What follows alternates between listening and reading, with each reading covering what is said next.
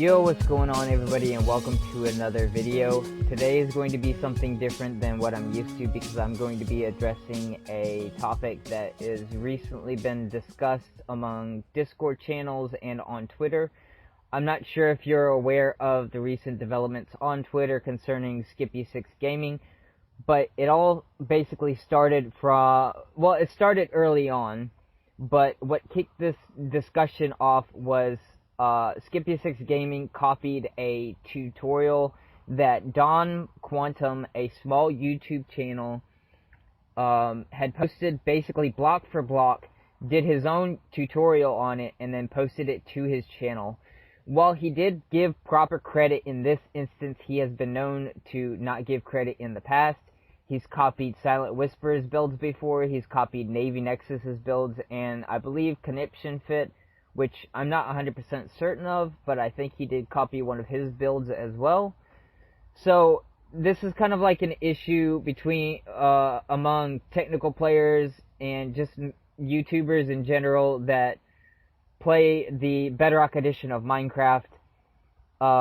It's a big issue, and it's not just concerning Skippy6 Gaming. There are other smaller channels that have recently been popping up that have basically copied builds that are designed by other people without giving proper credit, and even claimed as their own.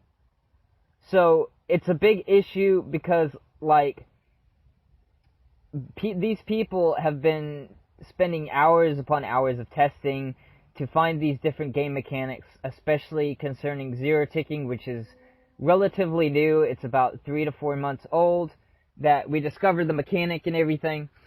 Panda discovered the mechanic. He's on a Chinese site called Bilibili. I was one of the first people to get a zero-tick sugarcane farm tutorial out on YouTube. I did make sure I gave proper credit to Panda for the discovery of the mechanic. But to illustrate the point of the reason why this hurts certain channels is I posted the video, and the first month it did great. The first week it did great. It got like 50 views a day. And then Silent Whisper came along with a tutorial for one. The build was different, and it was definitely better than mine. But after he posted that, my views went from like getting about 50 a day to getting around 3 to 5 per day or something like that. 3 to 10, I don't really know for sure. I can't remember, but it did negatively affect my channel. It's not Silent Whisper's fault for posting a tutorial after mine. It's just the way things work sometimes. I wasn't expecting credit in this instance because, one, I didn't discover the mechanic, and two, his tutorial was entirely different from mine. Some channels may not care about this. They don't care about the views. They don't care about the sub count. They don't care about anything like that. All they care about is getting the tech and the game mechanics out, explained, so that people understand how the game functions. But for some channels like mine, who are trying to actually grow their fan base and to get subs and things like that, I eventually want to try to do YouTube as a profession. That would be like my dream job. I'm very passionate about it. I love doing YouTube tutorials, videos, and stuff like that. But in order for my channel to get off the ground, I have to provide something that's that's entertaining to the public or to my audience, and also continue getting out content on a regular basis. And that's hard to do when a bigger channel comes along and takes the hours and hard work that I spent designing these different redstone systems and maybe even developing or figuring out game mechanics on my own someday. It's really difficult for a channel like that to get off the ground because of the way YouTube search algorithms work. When somebody searches for a farm, generally YouTube will display the most popular YouTube channels first in the recommended list off of the search feature.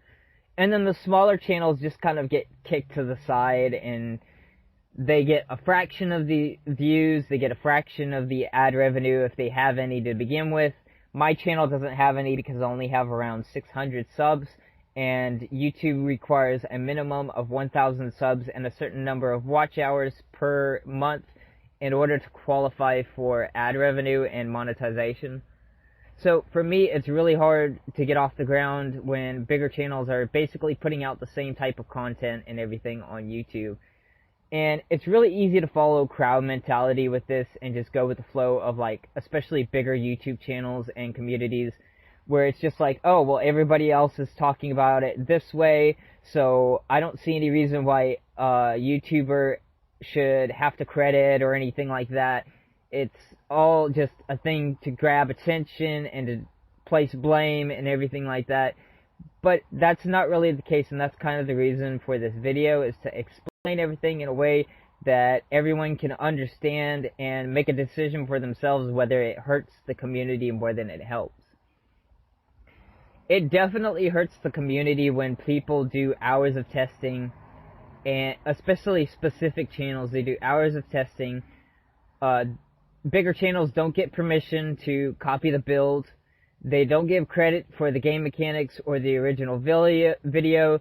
They do block for block recreations. Basically, they're taking a tutorial that somebody else posted. They're doing a block for block tutorial, maybe recording 20 minutes worth of footage. They're taking about 3 to 4 hours worth of editing, upload it, and get thousands of views within the first hours. And then the smaller channels, the ones that actually spent time to develop those things, they don't get anything because of the way the YouTube search algorithm and recommended list works. This is especially the case, like I said, with my sugarcane tutorial. I talked about ad revenue, and that's definitely a big issue for smaller channels who want to do that as a full-time job. But also it negatively affects the community because people aren't as willing to share tech because they fear it being stolen by other YouTubers, other content creators, and things of that nature. So the tech that would be shared and benefit the entire community is actually kept to some people. I know the entire Chinese piston door community does not like sharing their builds because they have a huge issue with people just copying it and trying to claim it as their own. So basically the bottom line of this is, if you think I'm lying about any of this, you can go to my Twitter. A link will be down in the description. I also have the entire backing of the TechRock community as I'm saying this. For this video, I made sure I asked permission to use the name, which I am a member of TechRock, but I wanted to get everybody else's input as well. And they've experienced this issue a lot, especially people who are coming out with different ways of doing new tech, flying machine tech, and things of that nature. It's a big issue and needs to be addressed. So, I hope this video was informative. I hope it helps you to make a decision on your own what you choose to believe, whether it negatively affects the community or not.